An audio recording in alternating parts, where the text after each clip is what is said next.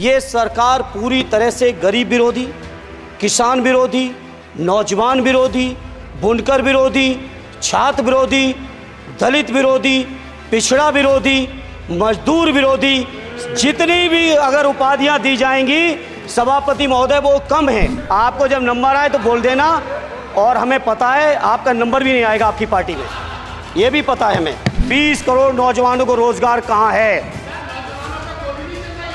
अरे छोड़िए यार, अबे कोई नोटिस नहीं लेता तुम्हें, छोड़ो छोड़ो, कोई नोटिस नहीं लेगा तुम्हें। अनुसूचित जनजाति का एक भी व्यक्ति देश में अरबपति हो तो बता दो, एक भी अरबपति हो तो बता दो, एक भी दलित को अरबपति आपने बना दिया हो तो बता दो, एक भी पिछड़े को बना दिया हो तो बता दो आप। अरे वित्त मंत्री जी उत्तर प्रदेश से आते हैं, इतना भी हक नहीं कि पूरे बजट भाषण में एक बार उत्तर प्रदेश का नाम आ जाता। इतना अयोध्या से नफरत हो गई। धर्मेंद्र यादव जी, धर्मेंद्र यादव जी।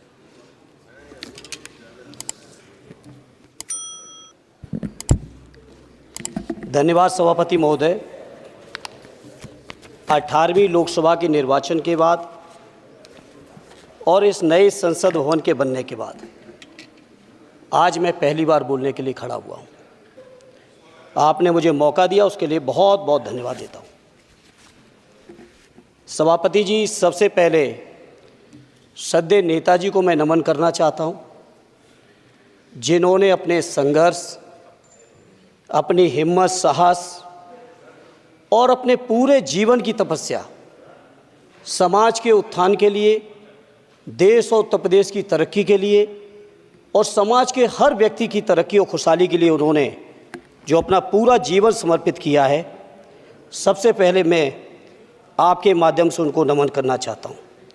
माननीय सभापति महोदय, श्रद्धेय नेताजी ने हम लोगों को अपने समाजवादी विरासत में इंसाफ और इंसानियत, न्याय और हक की लड़ाई करना सिखाया है, और उस लड़ाई को हम लोग बखूबी अपने नेता आदरणीय अखिलेश यादव जी के नेतृत्व में शानदार तरीके से उस विरासत को न केवल लड़ रहे हैं, बल्कि नेताजी के हर सपने को पूरा करने तक हम लोग चुप बैठने वाले नहीं हैं। सभापति महोदय, बजट एक व्यापक विषय है, और जब इस विषय के बारे में सोचते हैं तो समझ में नहीं आ रहा कि कहाँ से शुरू करें, क्योंकि देश में आज कोई वर्ग नहीं बचा है। कुछ चुनिंदा उद्योगपतियों के बारे में बात नहीं करूंगा, लेकिन देश के 140 करोड़ लोगों में से कम 95% लोग ऐसे हैं जो आज पूरी तरह से बर्बाद हैं। एनडीए की ये सरकार 11वां बजट पेश कर रही है, लेकिन इस 11वें बजट के बावजूद अगर मैं देखता हूं तो समाज की जो गरीबों के लिए सबसे ज़्यादा ज़रूरी चीज़ें हैं, स्वास्थ्य का है तो स्वास्थ्य 2023 और 24 में बजट घटा दिया है। किसानों का बजट जहां यूपीए के सरकार के समय 2014 तक 5.5 था, वहीं 24 आते आते ये 3.15 रह गया है। शिक्षा का बजट जहां 2013 में 4.77 था, आज 23-24 आते आते ये 2.5% रह गया है। इसी तरह से जितनी भी ज़रूरी चीज़ें हैं, सभापति महोदय, मुझे कहने में कोई संकोच नहीं, ये जो बीजेपी की एनडीए की सरकार है, ये सरकार पूरी तरह से गरीब विरोधी, किसान विरोधी, नौजवान विरोधी, बुनकर विरोधी, छात्र विरोधी, दलित विरोधी, पिछड़ा विरोधी, मजदूर विरोधी, जितनी भी अगर उपाधियां दी जाएंगी सभापति महोदय वो कम है। और मैं कोई राजनीतिक भाषण नहीं दे रहा हूं, मैं उदाहरण सहित, आपको जब नंबर आए तो बोल देना, और हमें पता है आपका नंबर भी नहीं आएगा आपकी पार्टी में, ये भी पता है हमें। सभापति महोदय, श्रद्धेय नेताजी ने हमेशा कहा है कि चुनाव में या जनता के बीच किया हुआ वादा अगर आप पूरा नहीं करते हैं तो वो भी एक सबसे बड़ा भ्रष्टाचार है, और उस भ्रष्टाचार में अगर किसी ने वर्ल्ड रिकॉर्ड बनाया है तो बीजेपी की और एनडीए की सरकार ने बनाया है। सभापति महोदय, 2014 के चुनाव के समय प्रधानमंत्री जी ने वादे किए कि 2 करोड़ रोजगार हर साल मिलेंगे।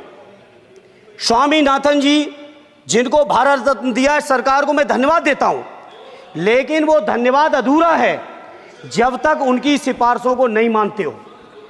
2007-8 से लगातार मांग चल रही है देश में कि स्वामीनाथन जी की जो सिफारिश है किसानों को 1.5 गुना समर्थन मूल्य देने का, एमएसपी की गारंटी देने का, कानूनी हक और अधिकार देने का, उस गारंटी को आज तक नहीं माना, आज तक नहीं माना, आज तक नहीं माना। स्वामीनाथन जी को आज तक नहीं माना। अध्यक्ष जी डिस्टर्ब ना करिए। सभापति महोदय, मेरा टाइम इसमें काउंट नहीं होगा। आप इधर, अरे यार, बेईमानी से जीता है तो ज्यादा ना बोलो। मालूम है कितने बड़े तीरंदाज हो। इधर इधर बेईमान हो, बेईमान हो, बेईमान हो, बेईमान हो, बेईमान हो। चलो, स्वामीनाथन जी की आपने नहीं मानी, एमएसपी आपने लागू नहीं की। कितनी बढ़िया बातें कि खाद पे हम सब्सिडी बढ़ा रहे हैं। पहले 50 किलो को 45 किलो, फिर 45 किलो को 40 किलो, और मुझे लगता है कि एक तीसरा कार्यकाल पूरे होते होते केवल 10 ही किलो बचेगा खाद के कट्टे में, इससे ज़्यादा नहीं बचेगा। मंडी एक नहीं बनाई। आत्महत्या इतनी कर रहे हैं किसान, और किसान अगर अपनी एमएसपी की मांग करते हैं, हजारों किसान यहीं दिल्ली की सीमा पर मारे जाते हैं, और आप सोचते हो कि आपकी बात को कोई समझेगा नहीं। सभापति महोदय, नौजवानों को कितना गुमराह किया गया। नौजवानों से कह दिया गया हर साल 2 करोड़ रोजगार। मैं आज सवाल पूछता हूं अपने नौजवानों की ओर से, बताएं भारतीय जनता पार्टी के लोग, सरकार में बैठे लोग, 10 साल आपने राज कर लिया है, आखिर 20 करोड़ नौजवानों को रोजगार कहां है? अरे छोड़िए यार, अबे कोई नोटिस नहीं लेता तुम्हें, छोड़ो छोड़ो, कोई नोटिस नहीं लेगा तुम्हें। 20 करोड़ नौजवान के रोजगार का हिसाब कहां है? आज 11वें बजट में जब याद आई तो वो भी ट्रेनिंग की बात करते हो। मैं कहना चाहता हूं आईआईएम, आईआईटी के नौजवानों को रोजगार नहीं दे पा रहे हो। आप सोच रहे हो इंटर्नशिप के इस छोटे से शगुफे से नौजवान खुश होंगे? देश के नौजवान खुश होने वाले नहीं है।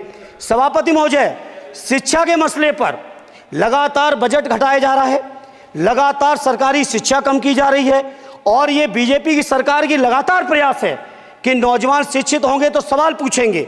देश की जेएनयू से लेके, बीएचयू से लेके, एमयू से लेके जितने बड़े संस्थान हैं, सारे संस्थानों को बर्बाद कर दिया है। एक भी दलित, एक भी पिछड़े, कहीं आपका वाइस चांसलर नहीं है। लगातार जितने भी आपके professor, associate professor, assistant professor की नियुक्तियों में आरएसएस का जब तक कोई फंडामेंटल कोर्स नहीं करेगा, बेसिक कोर्स, तब तक उसकी नियुक्ति नहीं होगी। आप क्या सोच रहे हो देश नहीं देख रहा है नौजवान? यूजीसी का बजट लगातार कम किया जा रहा है। मेरा खुला आरोप है इस सरकार पर कि ये सरकार शिक्षा को प्राइवेट करके, शिक्षा को मुट्ठी भर उद्योगपतियों के हाथों में देके, शिक्षा को चुनिंदा लोगों के हाथ में देके, देश के 140 करोड़, जिसमें मैं समझता हूं 90% लोग गरीब हैं, उन गरीबों के हाथों से शिक्षा को छीनने का ये जो आपकी सरकार षड्यंत्र कर रही है, इसके लिए हम लोग इस मौके पे विरोध करते हैं।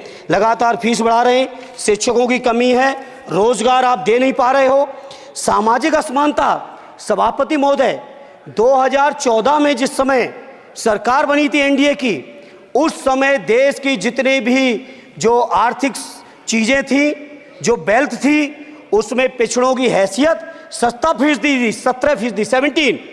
और आज 10 साल की एनडीए की सरकार के बाद पिछड़ों की आर्थिक हैसियत हो गई है केवल 9%। मैं कहना चाहता हूं चुनौती के साथ, वित्त मंत्री अपने जवाब में बता दें, अनुसूचित जनजाति का एक भी व्यक्ति देश में अरबपति हो तो बता दो, एक भी अरबपति हो तो बता दो, एक भी दलित को अरबपति आपने बना दिया हो तो बता दो, एक भी पिछड़े को बना दिया हो तो बता दो। आप जवाब में दे देना, आप डेटा दे देना, आप डेटा दे देना, हमारी दबाव नहीं रुकेगी।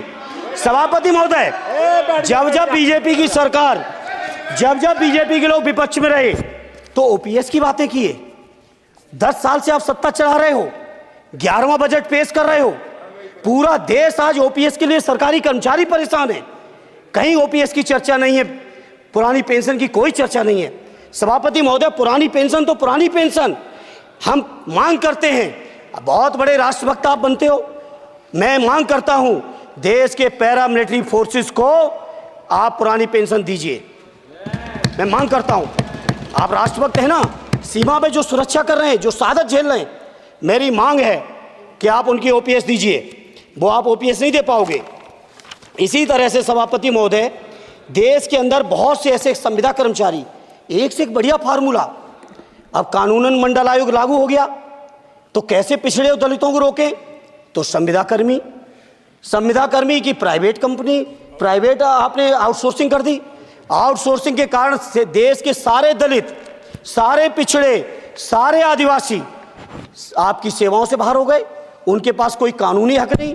तो ये जो आरक्षण को खत्म करने के तरह तरह के जो आप लोग षड्यंत्र अपना रहे हो, इस षड्यंत्रों को देश का जनमानस पूरी तरह से जान भी चुका है, पहचान भी चुका है, और इसीलिए उत्तर प्रदेश से तो आपको कर ही दिया है बाहर, देश से भी बाहर जल्दी करेंगे और हमारे साथी मिलकर दूसरे प्रांतों से भी बाहर करेंगे। इसी तरह सभापति महोदय, हम मांग करते हैं, आप सोचिए उत्तर प्रदेश अकेले के अंदर, देश के हालात मुझे नहीं पता और बदतर होंगे, अकेले उत्तर प्रदेश में 1000 से ज़्यादा शिक्षा मित्र आत्महत्या कर चुके। सभापति महोदय, कोई सरकार के कान पे जूं नहीं रेंग रही है। किसान आत्महत्या कर रहे हैं, इन्हें कोई मतलब नहीं। अनुदेशकों को तनख्वाह नहीं मिल रही है समय से, कोई मतलब नहीं। आंगनबाड़ी महिलाएं परेशान हैं, इनको कोई मतलब नहीं। सभापति महोदय, आपकी आशा बहुएं, आपकी ये रसोईया महिलाएं, आपकी आंगनबाड़ी, पंचायत सहायक, रोजगार सेवक, मैं समझता हूं सभापति महोदय यहाँ बैठे हर सदस्य के पास इनके क्षेत्रों का ये डेलीगेशन जरूर मिलता होगा और मांग करता होगा कि कम से कम हमारा मानदेय बढ़ाया जाए, हमें स्थायी किया जाए। सभापति महोदय, इसके लिए सभापति महोदय मेरी पार्टी के किसी भी मेंबर से हम नंबर कम कर लेंगे, टाइम, मेरा टाइम बढ़ा दीजिए, बढ़ा दीजिए, कोई भी मेंबर हमारे लिए दे देंगे टाइम। हम लोग इसलिए सभापति महोदय, इन सभी समस्याओं के लिए मैं आपसे कहना चाहता हूं कि इनका समाधान करिए, और नहीं समाधान करेंगे तो अभी तो बैसाखी पे बन गए, बिहार और आंध्रा को पैकेज देखे फिर देश में कितने राज्यों को पैकेज दे पाओगे? अरे वित्त मंत्री जी, उत्तर प्रदेश से आते हो, इतना भी हक नहीं कि पूरे बजट भाषण में एक बार उत्तर प्रदेश का नाम आ जाता। इतना अयोध्या से नफरत हो गई, अयोध्या से अवधेश जी क्या जीत गए, आप लोगों को इतनी नफरत हो गई कि एक भी उत्तर प्रदेश का एक बार भी नाम नहीं आया। सभापति महोदय, इसे मैं आज इस मौके पर सभापति महोदय देश के गरीबों, किसानों, नौजवानों, व्यापारियों, बुनकरों सभी की ओर से कहना चाहता हूं, ये बजट देश विरोधी बजट है। कुछ समस्याओं के लिए सभापति महोदय संवेदनशीलता के साथ मैं कहूँगा सरकार को विचार करना चाहिए। श्रद्धेय नेताजी जब रक्षा मंत्री थे, उन्होंने व्यवस्था दी थी कि देश के अंदर जो भी सैनिक शहीद हुए हैं उनको ससम्मान उनके घरों पे जाके राष्ट्रीय सम्मान के साथ उनकी अंत्येष्टि हो। मैं उन्हीं की परंपरा को आगे बढ़ाते हुए एक और मांग करता हूं सभापति महोदय कि जो हमारे शहीद जिनकी अंत्येष्टि स्थल जहां कहीं भी बना हो, जिस भी परंपरा से बना हो, अरे आपको कुछ नहीं पता है, अरे यही तुम्हारे सैनिकों के लिए यही तुम्हारा भाव है। सभापति महोदय,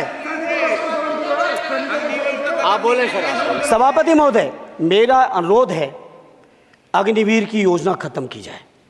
ये 4 साल के सैनिक से देश की उतनी मजबूत रक्षा नहीं हो सकती। नौजवानों को गुमराह करके केवल 4 साल, उन्हें दो ना 60 साल तक रिटायरमेंट, 4 साल बाद वो कहाँ नौकरी ढूंढेंगे? इसे मेरी मांग है अग्निवीर की योजना खत्म की जाए। साथ ही साथ मेरी एक मांग और है कि जो शहीदों की शहादत स्थल है उसको शहीद स्थल के तौर पर डेवलप करने के लिए केंद्र सरकार को अतिरिक्त बजट देना चाहिए। मैं नहीं समझता हूँ इसमें किसी को कोई दिक्कत होनी चाहिए। इसी तरह सभापति महोदय, बातें बहुत लंबी लंबी की जाती हैं, थोड़ा सा मैं अपने क्षेत्र के बारे में कहूँगा। आदरणीय हमारे नेता माननीय राममूर्ति वर्मा जी ने भी कहा है, माननीय लालजी वर्मा जी ने भी, जो बाढ़ की समस्या है, जो समस्या बिहार में है नेपाल से पानी छोड़ने की, वही समस्या उत्तर प्रदेश की भी है। और विशेषकर पूर्वी उत्तर प्रदेश में अगर आप चलिए तो खीरी से शुरू करेंगे, पीलीभीत खीरी से लेके पूरा आप चले जाइए और एकदम कुशीनगर बॉर्डर तक, बिहार बॉर्डर तक पूरी की पूरी समस्या है। घाघरा जब आती है तो मैं समझता हूँ इन जिलों के लाखों लोगों को तहस नहस करके चली जाती है। जितना विकास होता है सभापति महोदय, बरसात के समय वो सारा का सारा विकास पूरी तरह से खत्म हो जाता है। इसलिए मेरी मांग है केंद्र की सरकार से कि बजट आप पास कर रहे हो तो कम से कम उत्तर प्रदेश से इतनी नफरत ना करो। 2 बार तो उत्तर प्रदेश की दम पे ही बैठे थे और तब भी ये वित्त मंत्री जी हंस रहे हैं, इनके यहाँ भी आता है बाढ़ तो जाती होगी महाराज, बचता तो नहीं होगा, कुशीनगर बचता नहीं होगा। आपका मऊ बसता नहीं है, आजमगढ़ बसता नहीं, अम्बेडकर नगर बसता नहीं, बहराइच बसता नहीं, खीरी बसता नहीं, श्रावस्ती बसता नहीं, पीलीभीत बसता नहीं, बलिया बसता नहीं है, कुशीनगर बसता नहीं है, गोरखपुर बसता नहीं है। इतने जिले तो हमारे उत्तर प्रदेश के प्रभावित हैं। तो बिहार की तरह से एक विशेष पैकेज हमारे उत्तर प्रदेश के लिए भी दे दो। कम से कम इतना तो कहने की हिम्मत रखो, केवल चीखने के लिए बैठे हैं सब के सब। सभापति महोदय, दूसरा एक मैं बात, हमसे पूर्व जो सांसद रहे हमारे आजमगढ़ के, बड़ी लंबी लंबी बातें की। गोरखपुर से आजमगढ़ होते हुए बनारस तक का हमने रेलवे लाइन स्वीकृत करा दिया। सभापति महोदय, मैंने जब पता किया अधिकारियों से, तो सच्चाई ये है कि अभी उस पर एक भी पैसे का बजट का आवंटन नहीं है। नहीं है बजट का आवंटन। हाँ, आज आप ही ने तो पेश किया बजट, आप ही तो साइन किए हो। निर्मला जी ने तो किया नहीं होगा, आप ही ने किया होगा। तो सभापति महोदय, उस पर बजट भी आए, उस पर बजट भी आना चाहिए। दूसरा सभापति महोदय, ये जो समस्या है बाढ़ वाली, मैं समझता हूं कोई अकेले मेरी नहीं है, मेरे अकेले क्षेत्र की नहीं है। जो भी संवेदनशील व्यक्ति होगा इस पर जरूर गंभीरता से सोचेगा, उसको सोचे। इसी के साथ मैं अपनी पार्टी की ओर से इस जन विरोधी बजट का पुरजोर विरोध करता हूं। बहुत बहुत धन्यवाद। श्री सुखदेव भगत जी।